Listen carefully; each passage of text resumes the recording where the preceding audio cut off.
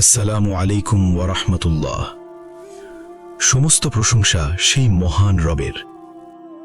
কবর, এই ছোট্ট শব্দটি শুনলেই কেমন যেন বুক কেঁপে ওঠে। মাটির নিচে এক অন্ধকার গর্ত, যেখানে আমাদের শেষ ঠিকানা। কি হয় সেই অন্ধকার গর্তের ভেতর? কেমন লাগে যখন দেহটা মাটি চাপা পড়ে যায়? আমাদের আত্মাটা তখন কোথায় থাকে? এই প্রশ্নগুলো মানুষকে অনেক দিন ধরেই ভাবাচ্ছে। একটা অজানা ভয় আর অনেক কিছু জানার ইচ্ছা, দুটোই মিলেমিশে থাকে কবরের কথা ভাবলে। আসলে কবর হলো বারজাখ জীবনের প্রথম ধাপ।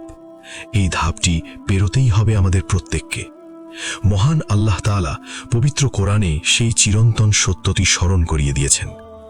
প্রত্যেক প্রাণীকেই মৃত্যুর স্বাদ গ্রহণ করতে হবে, আর তোমরা কিয়ামতের দিন পরিপূর্ণ প্রতিদান পাবে। সূরা আল ইমরান। এটি আমাদের জীবনের শেষ বাস্তবতা। মৃত্যুর পর আমাদের দেহের ঠিকানা হয় এই কবরে। যখন একজন মানুষকে কবরে রাখা হয়, তখন চারপাশের পৃথিবীটা তার কাছ থেকে কেমন যেন দূরে সরে যায়।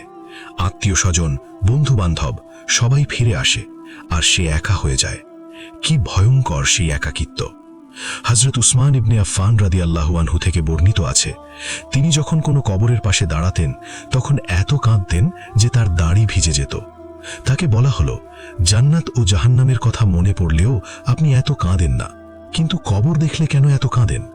তিনি বললেন, রাসূলুল্লাহ সাল্লাল্লাহু আলাইহি ওয়াসাল্লাম বলেছেন যে নিশ্চয়ই কবর হলো আখিরাতের ঘাঁটিগুলোর মধ্যে প্রথম ঘাঁটি। যদি কেউ এই ঘাঁটি থেকে মুক্তি পায়, তাহলে এর পরের সব তার জন্য সহজ হবে। আর যদি কেউ এই ঘাঁটি থেকে মুক্তি না পায়, তাহলে এর পরের সব আরো কঠিন হবে। তিরমিজি। এই হাদিসটি কবরের গুরুত্বকে স্পষ্ট করে দেয়। এটা শুধু একটি অন্ধকার গর্ত নয়, এটা আমাদের আসল জীবনের প্রবেশদ্বার। আমাদের প্রিয় নবী মুহাম্মদ সাল্লাল্লাহু আলাইহি ওয়াসাল্লাম থেকে বর্ণিত আছে, বান্দাকে যখন কবরে রাখা হয় আর তার সাথীরা যখন চলে যায়, তখন সে তার সাথীদের জুতোর আওয়াজ শুনতে পায়। এমন সময় তার কাছে দুজন ফেরেশতা আসে। তারা তাকে বসায় এবং জিজ্ঞেস করে, তোমার রব কে? তোমার দিন কি? তোমার কাছে প্রেরিত এই ব্যক্তিটি কি? নবী মুহাম্মদ সাল্লাল্লাহু আলাইহি ওয়াসাল্লামকে দেখিয়ে। সহিহ বুখারী ও মুসলিম। এই প্রশ্নটি কেবল কবরেই নয়, বরং আমাদের দুনিয়ার জীবনেরও মূল প্রশ্ন। দুনিয়ার জীবনে যার সম্পর্ক আল্লাহর সাথে ছিল, যিনি তাকে রব হিসেবে মেনে নিয়েছিলেন, তিনি নির্ভয়ে উত্তর দিতে পারবেন। কিন্তু যারা আল্লাহর হুকুম মানেনি, তারা তোতা পাখির মতো মুখস্থ উত্তর দিতে পারবে না। রাসূলুল্লাহ সাল্লাল্লাহু আলাইহি ওয়াসাল্লামের আরেকটি হাদিসে এর পরের ভয়াবহতা বর্ণনা করা হয়েছে। আল বারা ইবনু আজিব রাদিয়াল্লাহু আনহু থেকে বর্ণিত, যখন কাফের বা ফাসিক বান্দাকে কবরে বসানো হয়, তখন তার কাছে দুজন ফেরেশতা এসে তাকে জিজ্ঞেস করে। তখন সে বলতে থাকে, হায় হায়, আমি তো কিছুই জানি না। অতঃপর আসমান থেকে একজন ঘোষণাকারী ঘোষণা করেন, সে মিথ্যা বলছে। অতএব তার জন্য জাহান্নামের বিছানা প্রস্তুত করো এবং তাকে জাহান্নামের পোশাক পরিয়ে দাও, আর তার জন্য জাহান্নামের দিকে একটি দরজা খুলে দাও। ফলে তার কাছে জাহান্নামের উত্তাপ এবং গরম বাতাস আসতে থাকে, আর তার কবরকে এত সংকীর্ণ করা হয় যে তার এক পাশের পাঁজর অন্য পাশের পাঁজরের সাথে মিশে যায়। অতঃপর তার জন্য এমন একজন অন্ধ ও বোবা ফেরেশতা নিয়োগ করা হয়, যার হাতে একটি লোহার মুগুর থাকে। সেই মুগুর যদি কোনো পাহাড়ের উপর মারা হতো, তাহলে পাহাড়টি মাটির সাথে মিশে যেত। সেই ফেরেশতা তাকে ওই মুগুর দিয়ে এমন জোরে আঘাত করে যে জিন ও মানবজাতি ছাড়া নিকটবর্তী সব সৃষ্টি তার চিৎকার শুনতে পায়। অতঃপর সে আবার পূর্বাবস্থায় ফিরে আসে। সহিহ আবু দাউদ। এই মুগুর যদি পাহাড়ের উপর মারা হতো, তবে পাহাড়টি মাটির সাথে মিশে যেত। কবরের আযাব কতটা ভয়ঙ্কর হতে পারে! এটি কোনো সাধারণ শাস্তি নয়, বরং দুনিয়ার জীবনের অহংকার, অবাধ্যতা আর পাপাচারের ভয়াবহ পরিণতি। ইবনে আল কাইয়্যিম রাহমাতুল্লাহ আলাইহি থেকে বর্ণিত আছে, কবরের আযাব হলো মূলত দুনিয়ায় অন্তরের আযাবেরই প্রতিচ্ছবি। কেননা দুনিয়ায় যে আল্লাহ প্রতি বিশ্বাস ও ভালোবাসার স্বাদ পায়নি, তার জন্য কবরের শাস্তি অনিবার্য। কবরের শান্তি বা শাস্তি নির্ভর করে আমাদের আমলের উপর। আমরা দুনিয়ায় যেমন আমল করব, তার প্রতিফলনই হবে কবরের জীবনে। মৃত্যুর পর একজন মুমিন যখন কবরে যায়, তখন তার পরিবেশ সম্পূর্ণ ভিন্ন হয়। তার একাকিত্ব দূর হয় ঈমান ও নেক আমলের আলোয়। আনাস রাদিয়াল্লাহু আনহু থেকে বর্ণিত, রাসূলুল্লাহ সাল্লাল্লাহু আলাইহি ওয়াসাল্লাম বলেছেন, মুমিন ব্যক্তি যখন উত্তরে বলে, আমার রব আল্লাহ, আমার দ্বীন ইসলাম আর আমার নবী মুহাম্মদ সাল্লাল্লাহু আলাইহি ওয়াসাল্লাম, তখন আসমান থেকে একজন ঘোষণাকারী ঘোষণা করেন, আমার বান্দা সত্য বলেছে, অতএব তার জন্য জান্নাতের বিছানা বিছিয়ে দাও, তাকে জান্নাতের পোশাক পরিয়ে দাও, আর তার জন্য জান্নাতের দিকে একটি দরজা খুলে দাও। ফলে তার দিকে জান্নাতের শান্তি ও সুঘ্রাণ আসতে থাকে, আর তার কবরকে দৃষ্টির শেষ সীমা পর্যন্ত প্রশস্ত করে দেওয়া হয়। সহিহ আবু দাউদ। যেখানে পাপীর কবর সংকীর্ণ হতে হতে পাঁজরগুলো মিশে যায়, সেখানে মুমিনের কবর হয় দৃষ্টির শেষ সীমা পর্যন্ত প্রশস্ত। এই বিস্তারণ শুধু স্থানের নয়, এটি অন্তরের প্রশান্তিরও ইঙ্গিত। এটি হলো দুনিয়ায় আল্লাহর পথে থাকার প্রতিদান।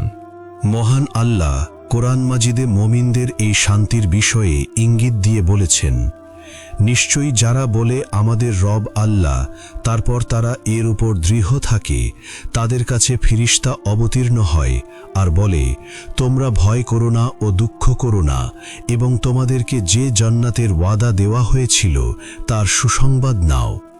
সূরা ফুসসিলাত। এই দৃঢ়তা থাকার পুরস্কার তারা মৃত্যুকালে পায়, আর কবরে এর প্রথম প্রতিচ্ছবি দেখতে পায়। তবে যারা এই দৃঢ়তা দেখায়নি, যারা দুনিয়ার জীবনে কেবল গুনাহের পিছনে ছুটেছে, তাদের জন্যে ভয়ঙ্কর শাস্তি। তাদের কেবল দৈহিক শাস্তিই হয় না, বরং মানসিক ও আত্মিক যন্ত্রণা হয় আরও ভয়াবহ। আব্দুল্লাহ ইবনে উমর রাদিয়াল্লাহু আনহু থেকে বর্ণিত, রাসূলুল্লাহ সাল্লাল্লাহু আলাইহি ওয়াসাল্লাম বলেছেন, তোমাদের মধ্যে কেউ মারা গেলে সকাল সন্ধ্যায় তার ঠিকানা তাকে দেখানো হয়। যদি সে জান্নাতি হয় তবে জান্নাতের ঠিকানা, আর যদি সে জাহান্নামী হয় তবে জাহান্নামের ঠিকানা দেখানো হয়, আর বলা হয়, এটাই তোমার আসল ঠিকানা, যতক্ষণ না আল্লাহ তোমাকে কিয়ামতের দিন পুনরুত্থিত করেন। সহিহ বুখারী ও মুসলিম। কবরের বাসিন্দা প্রতিদিন সকাল সন্ধ্যায় তার চূড়ান্ত পরিণতি দেখছে। পাপী ব্যক্তি প্রতিদিন জাহান্নামের সেই ভয়ঙ্কর দৃশ্য দেখতে থাকে। এই মানসিক যন্ত্রণা, যা প্রতিদিনের অভ্যেসে পরিণত হয়, তা দৈহিক মুগুরের আঘাত থেকেও কম নয়। ইমাম গজ্জালী রাহমাতুল্লাহি আলাইহি থেকে বর্ণিত আছে, কবর হলো এমন এক দরজা যার মধ্যে ঢুকতে সকলকেই হবে, কিন্তু মানুষ দুনিয়ায় যা বপন করে, কবরে গিয়ে তার ফসল কাটতে শুরু করে। এই কথাটি আমাদের কর্মের সাথে কবরের অবস্থার সরাসরি সম্পর্ক স্থাপন করে। দুনিয়ায় পাপের বীজ বপন করলে কবরে পাপের শাস্তির ফসল কাটাই অনিবার্য। কবরের আযাবের একটি বিশেষ দিক হল সেই সাপ যাকে শুজাউল আকরা বলা হয়। আবু সাঈদ আল খুদরি রাদিয়াল্লাহু আনহু থেকে বর্ণিত, রাসূলুল্লাহ সাল্লাল্লাহু আলাইহি ওয়াসাল্লাম বলেছেন, কাফিরের উপর কবরে এমন ৯৯টি তিন্নিন সাপ চাপিয়ে দেওয়া হবে, যদি একটি সাপও পৃথিবীতে শ্বাস ছাড়ে তবে পৃথিবীর কোনো গাছপালা জন্মত না। তারা তাকে কামড়াতে ও ছিঁড়তে থাকবে কিয়ামত অনুষ্ঠিত না হওয়া পর্যন্ত। এটি হলো সেই ভয়ঙ্কর প্রাণী যা কাফিরের কবরের সঙ্গী হয়। এটি শুধু একটি সাপ না, এটি হলো সেই কৃতকর্মের রূপ যা তাকে দংশন করে। ইবনুল জৌজি রাহমাতুল্লাহ আলাই তার সিরত সংক্রান্ত রচনায় বর্ণনা করেছেন, কবরের শাস্তি মূলত সেই সব ইচ্ছা, কামনা এবং আমল সমূহের মূর্ত রূপ যা মানুষ দুনিয়ায় পালন করত। কবরের অন্ধকার হল দুনিয়ায় অন্তরের অন্ধকারের প্রতিচ্ছবি, অর্থাৎ আযাবগুলো আসলে আমাদের পাপেরই ফল, যা কবরে জীবন্ত হয়ে ওঠে। কুরআন মাজিদে আল্লাহ তাআলা সেই সব মানুষের পরিণতির কথা বলেছেন যারা দুনিয়ার জীবনকে হালকাভাবে নিয়েছে। যতক্ষণ না তাদের কারো কাছে মৃত্যু আসে, সে বলতে থাকে, হে আমার রব, আমাকে ফিরিয়ে দিন, যেন আমি নেক আমল করতে পারি যা আমি ছেড়ে এসেছি। কখনো না, এ তো কেবল তার একটি কথা যা সে বলছে, আর তাদের সামনে রয়েছে বারজাখ, পুনরুত্থান দিবস পর্যন্ত। সূরা মুমিনুন। এই আয়াতে স্পষ্ট করে দেওয়া হয়েছে যে মৃত্যুর পর আর ফিরে আসার সুযোগ নেই। কবরের জীবনে অনুশোচনা কোনো কাজে আসবে না। তাই দুনিয়ার জীবনেই সেই সব কাজ থেকে বিরত থাকতে হবে যা কবরের আযাবের কারণ। রাসূলুল্লাহ সাল্লাল্লাহু আলাইহি ওয়াসাল্লামের বহু হাদিসে কবরের আযাবের সুনির্দিষ্ট কিছু কারণ বর্ণিত হয়েছে। ইবনে আব্বাস রাদিয়াল্লাহু আনহু থেকে বর্ণিত আছে, রাসূলুল্লাহ সাল্লাল্লাহু আলাইহি ওয়াসাল্লাম দুটি কবরের পাশ দিয়ে যাচ্ছিলেন। তখন তিনি বললেন, এ দুজনের উপর আযাব হচ্ছে, তবে কোনো বড় গুনাহের জন্য আযাব হচ্ছে না। এরপর বললেন, হ্যাঁ, আসলে তা বড় গুনাহ। তাদের একজন পেশাব থেকে ভালোভাবে পরিচ্ছন্ন হতো না, সাবধানতা অবলম্বন করত না, আর অন্যজন চুগলখুরি করে বেড়াত। অতঃপর তিনি একটি তাজা খেজুরের ডাল নিয়ে তা দুভাগ করলেন এবং প্রতি কবরে একটি করে গেঁড়ে দিলেন। সাহাবীগণ জিজ্ঞেস করলেন, হে আল্লাহর রাসূল, আপনি এরূপ কেন করলেন? তিনি বললেন, সম্ভবত ডাল দুটি শুকিয়ে না যাওয়া পর্যন্ত তাদের আযাব হালকা হবে। সহিহ বুখারী এবং মুসলিম। সামুরা ইবনে জুন্দাব রাদিয়াল্লাহু তাআলা আনহু থেকে বর্ণিত, রাসূলুল্লাহ সাল্লাল্লাহু আলাইহি ওয়াসাল্লাম স্বপ্নে এমন এক ব্যক্তিকে দেখলেন যার মাথা পাথরের আঘাতে চূর্ণ বিচূর্ণ করা হচ্ছে। সে হলো সেই ব্যক্তি যে কোরআন মুখস্থ করার পর তা ভুলে যেত এবং ফরজ সালাত আদায় না করে ঘুমিয়ে থাকত।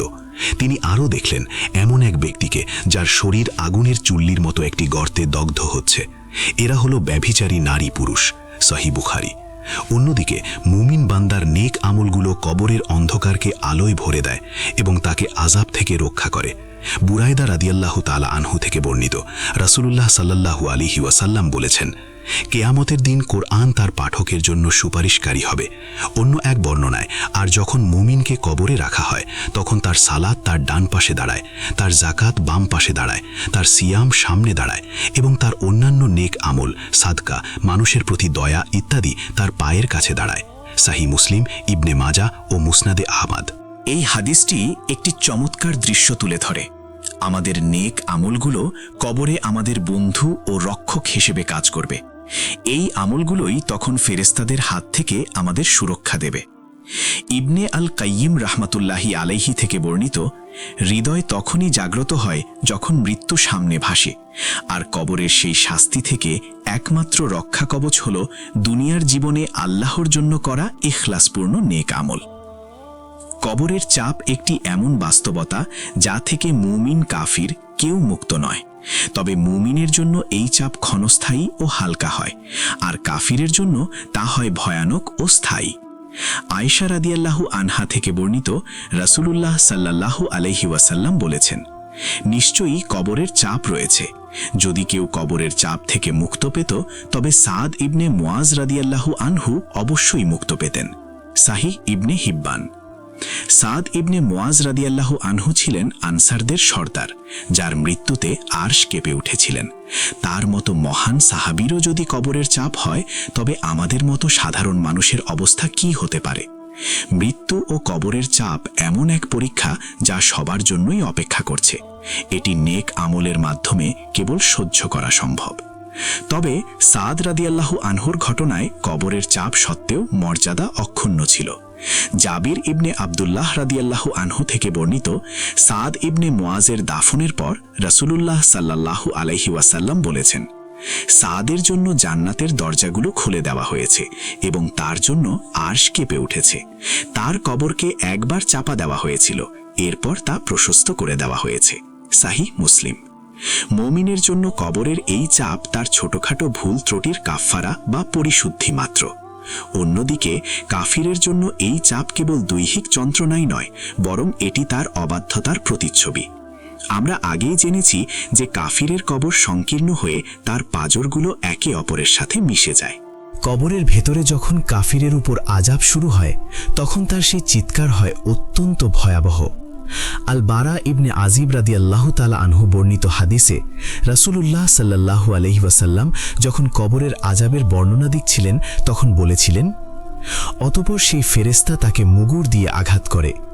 এই আঘাতে জিন ও মানবজাতি ছাড়া নিকটবর্তী সব সৃষ্টিই তার চিৎকার শুনতে পায়। অতঃপর সে আবার পূর্বাবস্থায় ফিরে আসে। সহিহ আবু দাউদ। যারা কবরের ওপরে থাকি আমরা সেই চিৎকার শুনতে পাই না, কারণ আল্লাহ তাআলা তার দয়ায় আমাদের সেই ক্ষমতা দেননি। যদি মানুষ এই ভয়াবহ চিৎকার শুনতে পেত তবে দুনিয়ায় জীবনযাপন করা কঠিন হয়ে উঠত। ইমাম ইবনে তাইমিয়া রাহমাতুল্লাহি আলাইহি থেকে বর্ণিত, কবরের আযাব হলো এক নিশ্চিত সত্য এই আযাব উপলব্ধি করার ক্ষমতা সাধারণ মানুষের কাছে গোপন রাখা হয়েছে, যাতে তারা দুনিয়ার স্বাভাবিক জীবনযাপন চালিয়ে যেতে পারে এবং আল্লাহর পক্ষ থেকে ইবাদতের জন্য পরীক্ষার সম্মুখীন হতে পারে। সালাফরা কবরের এই বাস্তবতা সম্পর্কে কতটা সচেতন ছিলেন তা তাদের জীবনযাপন থেকেই বোঝা যায়। ওমর ইবনুল খাত্তাব রাদিয়াল্লাহু তাআলা আনহু থেকে বর্ণিত, নিশ্চয়ই সকল কাজের ফল নির্ভর করে নিয়তের ওপর, আর প্রত্যেক ব্যক্তি তার নিয়ত অনুযায়ী প্রতিফল পাবেন। সহিহ বুখারী। এই হাদিসটি তিনি শুধু মুখেই বলেননি, বরং কবরের জীবনের প্রতিদানকে সামনে রেখে তার প্রতিটি কাজকে নিয়তের সাথে মেলাতেন, কারণ তিনি জানতেন নিয়ত বিশুদ্ধ না হলে কবরের জীবনে শান্তি মিলবে না। আব্দুল্লাহ ইবনে মাসউদ রাদিয়াল্লাহু তাআলা আনহু থেকে বর্ণিত, আখিরাতের পথের সম্বল সংগ্রহ করে নাও, তাহলেই কবরের অন্ধকার দূর হয়ে যাবে। এই কথা কবরের প্রস্তুতির জন্য দুনিয়ার আমলের গুরুত্বকে আরও স্পষ্ট করে তোলে। কবর হলো সেই নির্জন ঘর যেখানে আমাদের আর কোনো সহায় থাকবে না, একমাত্র আমাদের নেক আমল ছাড়া। আল্লাহ তাআলা কুরআন মাজিদে মুমিনদেরকে তার কাছে আশ্রয় চাইতে শিখিয়েছেন। আর আপনি বলুন, হে আমার রব, আমি আপনার কাছে আশ্রয় চাই শয়তানের কুমন্ত্রণা থেকে, আর হে আমার রব, আমি আপনার কাছে আশ্রয় চাই আমার নিকট তাদের উপস্থিতি থেকে। সূরা আল মুমিনুন। এই আশ্রয় চাওয়ার মধ্যেই রয়েছে কবরের আযাব থেকে মুক্তির প্রথম পথ। স্বয়ং রাসূলুল্লাহ সাল্লাল্লাহু আলাইহি ওয়াসাল্লাম সালাতের শেষ বৈঠকে কবরের আযাব থেকে আশ্রয় চাইতেন। আবু হুরায়রা রাদিয়াল্লাহু তাআলা আনহু থেকে বর্ণিত, রাসূলুল্লাহ সাল্লাল্লাহু আলাইহি ওয়াসাল্লাম বলেছেন, তোমাদের কেউ যখন তাশাহুদ শেষ করে সে যেন 4টি জিনিস থেকে আল্লাহর নিকট আশ্রয় চায়। 1. জাহান্নামের শাস্তি থেকে, 2. কবরের শাস্তি থেকে, 3. জীবন ও মৃত্যুর ফিতনা থেকে, এবং 4. মাসিহ দাজ্জালের ফিতনা থেকে। সহিহ মুসলিম। কবরের ফিতনা বা জিজ্ঞাসা, সুয়ালুল কবর চলাকালীন মুমিনের দৃঢ়তা আসে তার ঈমানের কারণে। কিন্তু মুনাফিক ব্যক্তি যে প্রকাশ্যে ইসলাম মেনে চলত কিন্তু অন্তরে ছিল অস্বীকারী, সে কবরে চরম অপমান ও শাস্তির সম্মুখীন হয়। আল বারা ইবনে আজিব রাদিয়াল্লাহু তাআলা আনহু থেকে বর্ণিত সেই দীর্ঘ হাদিসে মুনাফিকের পরিণতি প্রসঙ্গে বলা হয়েছে, তাকে মুনাফিককে জিজ্ঞাসা করা হবে, এই ব্যক্তি মুহাম্মদ সাল্লাল্লাহু আলাইহি ওয়াসাল্লাম সম্পর্কে তুমি কি বলতে? সে বলবে, আমি তো জানি না, লোকেরা যা বলতো আমিও তাই বলতাম। তখন আসমান থেকে একজন ঘোষণাকারী ঘোষণা করেন, সে মিথ্যা বলেছে, অতএব তার জন্য জাহান্নামের বিছানা প্রস্তুত করো। আবু দাউদ। এই বর্ণনার পর তার কবর সংকীর্ণ করা হয় এবং তার উপর আযাব শুরু হয়। ইমাম ইবনে তাইমিয়া রাহমাতুল্লাহি আলাইহি থেকে বর্ণিত, মুনাফিকের আযাব হল দ্বিগুণ। দুনিয়ায় তার মন ছিল অশান্ত, আর কবরে তার দেহ ও আত্মা উভয়েই শাস্তি ভোগ করে, কারণ সে আল্লাহকে প্রতারিত করার চেষ্টা করেছিল। এই কথা মুনাফিকের কৃতকর্মের প্রতিচ্ছবি তুলে ধরে। দুনিয়ার জীবনে সে যে লোক দেখানোর আমল করত, কবরে তা তাকে কোনো কাজে দেবে না। কবরের এই অন্ধকার, যেখানে প্রতিটি মানুষ একা, কেবল তার আমল নিয়েই, এই একাকিত্ব একজন পাপী বা মুনাফিকের জন্য হয় এক চরম আতঙ্ক। উমর ইবনুল খাত্তাব রাদিয়াল্লাহু তাআলা আনহু থেকে বর্ণিত, নিশ্চয়ই সকল কাজের ফল নির্ভর করে নিয়তের উপর। সহিহ বুখারী। মুনাফিকদের আমল লোক দেখানো হওয়ায় তাদের নিয়ত ছিল অশুদ্ধ, যার ফলশ্রুতিতে কবরে তারা আল্লাহের কাছে কোনো সাহায্য পাবে না। সামুরা ইবনে জুন্দাব রাদিয়াল্লাহু আনহু থেকে বর্ণিত, যেখানে রাসূলুল্লাহ সাল্লাল্লাহু আলাইহি ওয়াসাল্লাম তার স্বপ্নের মাধ্যমে বারজাখের কিছু শাস্তি প্রত্যক্ষ করেছিলেন। তিনি দেখলেন, আমরা এমন এক ব্যক্তির কাছে আসলাম যে চিত হয়ে শুয়ে আছে এবং তার কাছে একজন ফেরেশতা একটি বড় পাথর নিয়ে দাঁড়ানো। সে ওই পাথর দিয়ে তার মাথায় আঘাত করছে, এতে তার মাথা চূর্ণ বিচূর্ণ হয়ে যাচ্ছে এবং পাথরটি গড়িয়ে দূরে চলে যাচ্ছে। লোকটি সুস্থ হতেই ফেরেশতা গিয়ে পাথরটি নিয়ে আসে এবং আবার তাকে আঘাত করে। নবী জিজ্ঞেস করলেন, এই লোক কে? ফেরেশতা উত্তরে বললেন, সে হলো সেই ব্যক্তি যে সকালে বাড়ি থেকে বের হয়ে এমন মিথ্যা বলতো যা দিক বিদিক ছড়িয়ে পড়ত। সহিহ বুখারী। কবরের সেই নির্জন স্থানে বারবার মাথায় আঘাত করে মাথা চূর্ণ করে দেওয়া হচ্ছে, প্রতিবার আঘাতের পর আবার সুস্থ হয়ে ওঠা, যাতে শাস্তি আবার শুরু করা যায়। এটা হলো সেই ব্যক্তির শাস্তি যে আল্লাহর নাম নিয়ে মিথ্যা বলেছে, গুজব রটিয়েছে বা মানুষের মধ্যে ফিতনা সৃষ্টি করেছে। কবরের আযাব কতটা সুনির্দিষ্ট হতে পারে এই হাদিসটি তার প্রমাণ। যে ব্যক্তি দুনিয়ায় আল্লাহর কালামকে ভুলে গিয়েছিল বা ফরজ সালাতকে অবহেলা করত, তার জন্য কবরে এই মর্মান্তিক পরিণতি অপেক্ষা করছে। আমাদের জীবনের সবচেয়ে গুরুত্বপূর্ণ ইবাদত সালাত, যা কিয়ামতের দিন প্রথম হিসাব হবে, তাতেই অবহেলা করার ফল কত ভয়াবহ।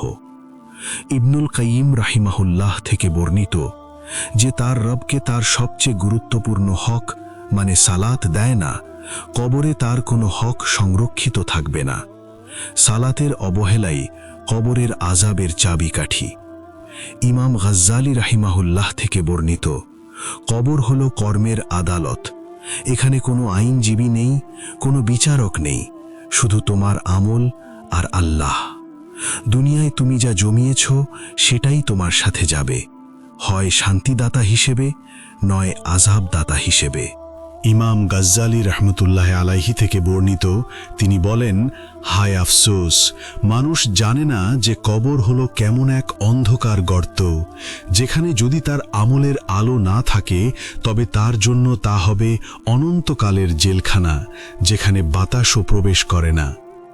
ইবনে আল কাইয়িম রহমতুল্লাহ আলাইহি থেকে বর্ণিত, তোমার অন্তরকে কবরের জন্য জাগ্রত করো। হৃদয় তখনই জাগ্রত হয় যখন মৃত্যু সামনে ভাসে। কবরের আযাব থেকে সেই ব্যক্তিই বাঁচবে যে আল্লাহর আদেশ মানার জন্য জীবনের সব লোভ ত্যাগ করবে।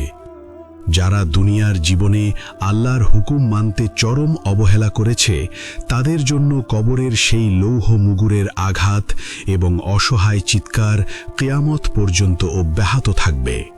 তাদের কবরের মাটি তাদের বিরুদ্ধেই সাক্ষ্য দেবে এবং তাদের নেক আমল অনুপস্থিত থাকায় তাদের কোনো সাহায্যকারী থাকবে না। মহান আল্লাহ তাআলা কুরআন মাজিদে আমাদের সতর্ক করে দিয়েছেন, অতএব তোমরা কি নিরাপদ হয়ে গিয়েছ যে যিনি আসমানে আছেন তিনি তোমাদেরকে মাটিতে ধসিয়ে দেবেন না, অতঃপর হঠাৎ তা কাঁপতে থাকবে? অথবা তোমরা কি নিশ্চিত হয়ে গিয়েছ যে যিনি আসমানে আছেন তিনি তোমাদের উপর কঙ্কর সহ প্রবল বাতাস পাঠাবেন না? তখন তোমরা জানতে পারবে কেমন ছিল আমার সতর্কবাণী। এই আয়াতগুলো আল্লাহর শাস্তির ক্ষমতা এবং আমাদের অসহায়ত্বের কথা স্মরণ করিয়ে দেয়। কবর হলো সেই স্থান যেখানে আল্লাহর এই ক্ষমতার প্রথম প্রকাশ ঘটে। ভাই ও বোনেরা, কবরের এই আযাব কোনো কল্পিত গল্প নয়, কোরআন ও সহিহ হাদিসের মাধ্যমে প্রমাণিত এক অমোঘ সত্য। আসুন আমরা সেই অন্ধকার গর্তের প্রস্তুতি নেই যেখানে আমাদের একা যেতে হবে। আমাদের সালাত, আমাদের রোজা, আমাদের কোরআন তিলাওয়াত, আমাদের সত্যবাদিতা এবং মানুষের প্রতি আমাদের দয়া, এগুলোই হোক আমাদের কবরের আলো, সঙ্গী এবং রক্ষক। এই ভয়ঙ্কর আযাব থেকে বাঁচার জন্য আজই তওবা করে আল্লাহর দিকে ফিরে আসা জরুরি। আল্লাহ তাআলা আমাদের কবরের ভয়াবহ আযাব থেকে হেফাজত করুন।